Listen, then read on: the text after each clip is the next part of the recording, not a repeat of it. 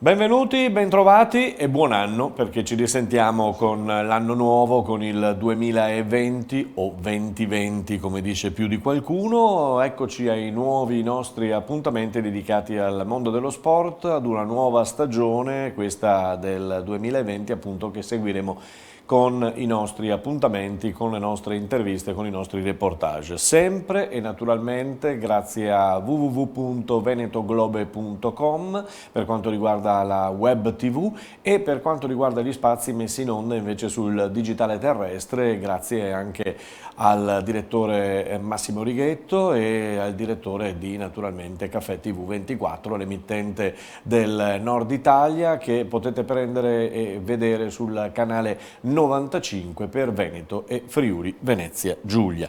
Andiamo subito ad iniziare parlando di Australia, un'Australia purtroppo colpita dal fuoco devastante in questi giorni, in queste settimane, ma lo sport va avanti. A Melbourne per esempio dove si giocherà per quanto riguarda il tennis, ma si pensa più ad uno slam indoor per quanto riguarda appunto le condizioni meteorologiche. A proposito di Australia, oggi la Tribuna di Treviso a firma del collega Silvano Focarelli propone un'intervista a Monty Joane, il giocatore del Benetton Rugby che tra l'altro è australiano ed è nativo di Melbourne. Per lui tra l'altro, per ritornare a parlare di sport e di rugby, per lui pronto vi dicevo già il suo rinnovo fino al giugno del 2022 e probabilmente ci sarà per Monty Joane anche la possibilità nel mese di ottobre-novembre di una convocazione in Italia o in azzurro se preferite, con relativo poi esordio. Intanto in ATP Cup l'Italia batte gli Stati Uniti sempre per quanto concerne il tennis, ma purtroppo è già fuori dai giochi che contano. Promosse già Russia, Serbia, Gran Bretagna ed Australia. È cominciato in questi giorni anche il pilota mercato, chiamiamolo così, per quanto riguarda la Formula 1, con Verstappen che ha firmato per la Red Bull. Ora si attende la decisione di Lewis Hamilton per la Mercedes. Per il basket di A1 maschile, quarto KO per la TVB Treviso De Longhi che perde in casa contro Varese e apre una crisi che, attenzione, potrebbe ulteriormente ingrandirsi con la prossima gara di campionato che vedrà gli uomini di Menetti in trasferta a Milano contro l'Olimpia Milano. Nella A1 femminile la battaglia sportiva in questi primi giorni del 2020 e in questo resoconto del 2019, se guardate le classifiche, insomma, è sempre lì. Tra Schio, Ragusa e Venezia sono prime queste tre squadre in campionato. La lotta sarà qui. Per la pallavolo invece ci sono le qualificazioni a Berlino per quanto riguarda il maschile, Germania e Slovenia, allenate dai commissari tecnici tra l'altro italiani, sono approdate in semifinale. Complimenti. E oggi ci prova Prandi con la sua Bulgaria. Nella pallavolo femminile invece la Turchia dell'italiano Guidetti è uscita dai giochi e dalle qualificazioni per Tokyo per mano della Germania, la Germania della Görek de Geriet che è una pantera coneglianese. Polonia, Olanda e Germania per l'appunto delle pantere De Cruyff, Volos e Goerets ancora in corsa per Tokyo. Sabato ci saranno le semifinali, poi domenica la finale. Come vedete questa bella foto della De Cruyff che sembra indicare con la mano l'angolo appunto di dove andare a finire, e cioè domenica con la finale. Glielo auguriamo. Limoco Conegliano in A1 femminile gioca quest'oggi a Trento il torneo contro la squadra di casa, una squadra che milita in Serie A2. Al di là del valore della partita e del risultato va sicuramente sottolineato il fatto che ad allenare ci sarà il secondo tecnico, visto che Santarelli è impegnato proprio oggi con la nazionale croata, e naturalmente non giocheranno alcune delle nazionali, alcune delle pantere che sono impegnate impegnate con la nazionale.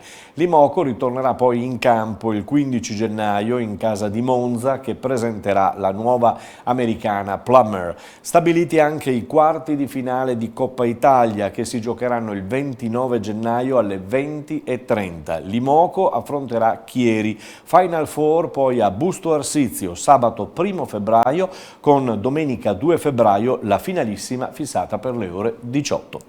Sempre per la pallavolo, nella A3 di pallavolo maschile a Motta di Livenza, qui intanto vediamo una bellissima iniziativa che Cuore d'Arena con la famiglia del collega scomparso Marco Guerrato hanno organizzato e portato avanti una borsa di studio che intende e intenderà premiare chi si distinguerà naturalmente nel mondo della scuola oltre che nel mondo della pallavolo, e questo è un bel modo per ricordare appunto il mai dimenticato collega Marco Guerrato della tribuna di Treviso. Ritorniamo al gioco della pallavolo con Motta di Livenza, che tocca la sconfitta casalinga contro Torino per 3-1. Il prossimo turno sarà in trasferta a Bolzano contro l'ultima della classe. E adesso il rugby con i Leoni del Benetton Rugby, che hanno perduto sabato pomeriggio contro Glasgow a Monigo e ora si gettano nella Champions, che ritorna con 2 gare. La prima in trasferta contro Northampton, la seconda in casa contro la corazzata Leinster, che ormai ha preso un notevolissimo vantaggio sia in campionato sia per quanto riguarda la Champions. Ma andiamo a sentire le parole di Tito Tebaldi, che ci fa capire come lo spirito del Benetton è quello di non fermarsi mai.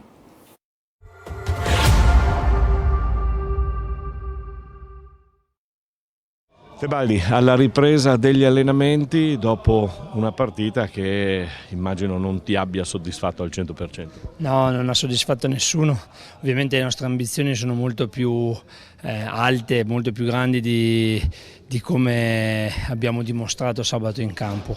E sicuramente abbiamo giocato contro una squadra che sappiamo è sempre pericolosa, nonostante attualmente la classifica magari dica qualcosa di diverso, ma è una squadra che ovviamente, non voglio dilungarmi, comunque va dato credito agli avversari. E noi potevamo fare sicuramente meglio. Gli ultimi 10 minuti volevamo provare a riprenderla, a prendere un punto di bonus in ogni caso, o comunque a fare il nostro meglio, e purtroppo invece abbiamo fatto una frittata ancora più grossa. Quindi sicuramente penso che il risultato finale non sia veritiero. Chi non ha guardato la partita e vede solo il risultato sicuramente può avere un'immagine sbagliata, diversa, distorta di quello che in realtà sia realmente successo, ma resta comunque l'amore in bocca per una prestazione che non ci rappresenta. Sei entrato a match in corsa, però una buona prestazione, la tua entrata sei entrata subito bene nel match. È semplicemente quello che dobbiamo fare, lo diciamo sempre. Ogni partita la vinciamo tutti e 50, 45 quelli che siamo, perché è fondamentale il supporto di tutti nella settimana di allenamento e poi i 23 della partita, non solo i 15. Viene sempre richiesto un impatto da parte di chi è in panchina, non sempre per determinati motivi ovviamente può succedere, a volte invece serve per portare a casa il risultato. Lasciamo da parte Glasgow e pensiamo alla Champions, anche se molti dicono che ormai questa Champions se n'è andata, però ci sono queste partite da onorare. Abbiamo un girone molto complicato, non è un alibi, ma per una grande parte, fino adesso per una gran parte di tempo, avevamo in girone le prime 3 squadre dei 3 migliori campionati d'Europa. Quindi non è poco. Ci siamo battuti in ognuna di queste partite che abbiamo disputato, che abbiamo giocato. Sappiamo che ovviamente Leinster se n'è andata, è veramente lontano ed è difficile, ma finché c'è anche solo una speranza come migliore seconda, noi ovviamente ci vogliamo provare. Questo era Tito Tebaldi, mediano di mischia appunto del Benetton Rugby, in bocca al lupo e naturalmente buona partita in quella di Northampton. Andiamo a parlare di calcio, la Serie A italiana che ritorna a tenere banco è il Milan che cerca di rilanciarsi con l'arrivo di Ibrahimovic. Oggi tra l'altro sulla Gazzetta dello Sport si fanno un po' i conti in tasca alla società milanese che ha speso finora 467 milioni di euro per essere dove è la squadra in questo momento. Sembra che tutte queste spese non siano state sufficienti. Mercato anche per diverse squadre italiane, a partire dal Napoli che torna sul mercato, poi la Fiorentina che aspetta la decisione di Cutrone se vorrà ritornare in Italia. Molte sono comunque le squadre che ricorreranno al mercato, soprattutto quelle in pericolo di retrocessione. Andiamo in Serie B dove le venete e le friulane si stanno ben comportando, soprattutto il Pordenone del trevigiano Tesser che è secondo in classifica in solitaria, anche se l'infermeria della formazione pordenonese è piuttosto ricca in questo periodo di infortuni e questo non rallegra Tesser. La ripresa del campionato il 17 alle 21 con Frosinone-Pordenone, mentre sabato Cremonese-Venezia, Chievo-Perugia e domenica Spezia-Cittadella. Nella Serie B femminile il Permac Vittorio Veneto nell'anno nuovo ha giocato il 5 gennaio, ha perso contro il Mozzecane in trasferta per 3-2 ed è scivolata in basso alla classifica. Il 12 gennaio si ritorna in campo al Barison di Vittorio Veneto, la Permac affronterà la Riozzese. Andiamo in Serie C dove situazione ferma perché anche qui si attende di riprendere il campionato, l'Anerossi Vicenza sempre in vetta con 4 punti sulla seconda che è il Carpi, poi c'è il Reggio Audace con 38 punti.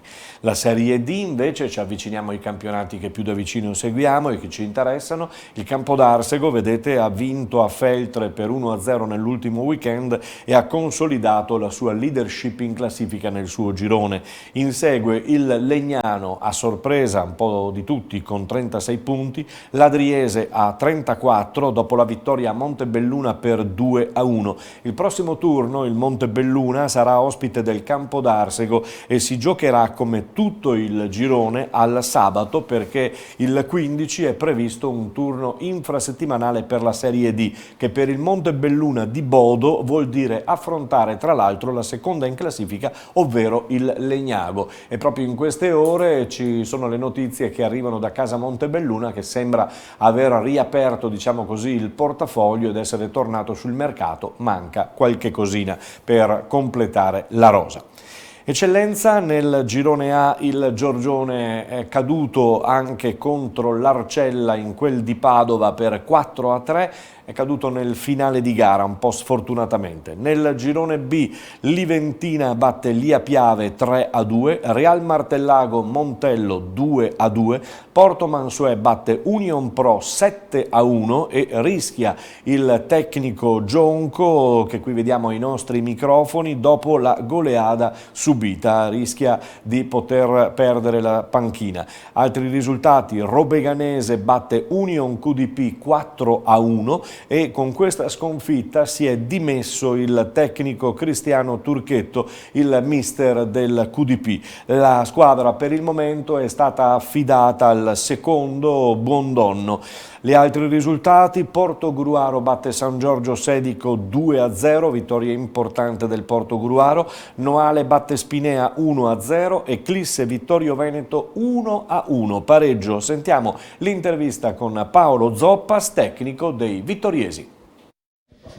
Paolo, ci avete tentato, riuscito, portate a casa questo pareggio, bella partita comunque. Sì, abbiamo fatto un brutto primo tempo, nel senso che tanti errori, arrivavamo sempre dopo e giustamente abbiamo chiuso sotto il primo tempo. Poi per fortuna la reazione c'è stata e abbiamo pareggiato, poi è stata una partita aperta e potevamo vincere noi, potevano vincere loro e portiamoci a casa questo pareggio, è finita come l'andata. Condizionata un pochino anche da questo errore, cioè questo infortunio di Salamon che ti ha costretto a cambiare qualcosina.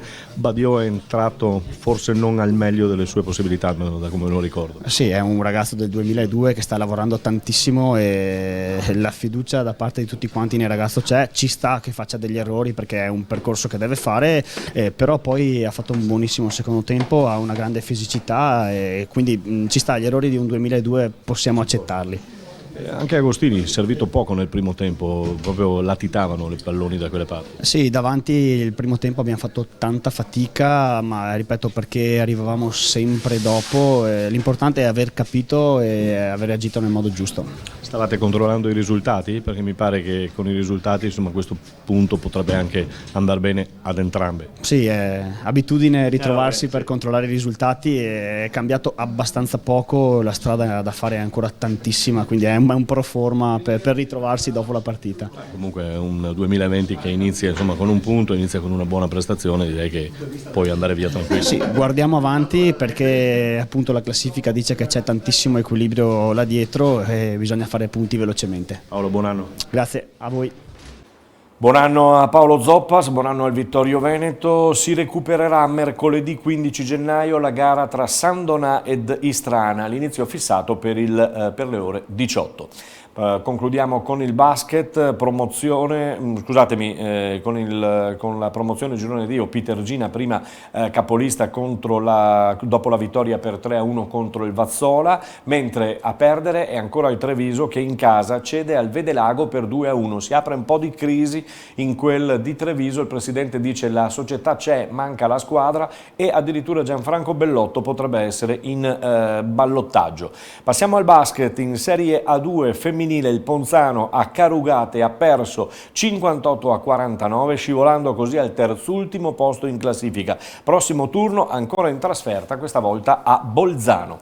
Andiamo in Serie B maschile invece, dove la situazione è completamente diversa. C'è felicità in casa della Ruker Sande che guarda le Final 8 di Coppa dopo aver battuto in casa Varese. La Ruker conquista il primo obiettivo che si era proposto la società e la vedrà esordire contro Palestrina il 6 marzo in una località ancora da decidere che potrebbe essere o Ravenna o Torino. Dovesse vincere la gara contro Palestrina, la Ruker affronterebbe o Bernareggio o Matera. Sentiamo l'intervista con Marco Mian al termine della gara di domenica scorsa contro Varese. 12-3 in stagione, 8-0 sul campo di casa, biglietto per le Final 8 di Coppa Italia sulla calza della Befana. Cosa posso chiedere al coach di una squadra così vincente? Ma no, adesso in questo momento qua dobbiamo goderci sta roba perché obiettivamente abbiamo fatto qualcosa secondo me di importante, nel senso che sicuramente si puntava a stare in alto tra le prime 4 o 5, però arrivare in Coppa Italia era un sogno, ci siamo riusciti, quindi un immenso grazie a questi ragazzi qua, perché comunque se lo meritano. Vabbè, siamo, diciamo dall'inizio dell'anno, siamo una squadra giovane, siamo una squadra che deve crescere, però secondo me lo stanno anche facendo, e infatti sono contento per questo qua in particolare, per questa cosa qua, che questi ragazzi qui stanno crescendo. Mi spiace oggi che Giordano Durante non abbia potuto giocare, che aveva 38,5 di febbre, perché è uno di quei ragazzi che sta veramente crescendo molto e siamo molto contenti. La riprenderemo questa intervista, visto che siamo in chiusura. Noi ci risentiamo domani, solita ora, soliti canali, e allora a domani.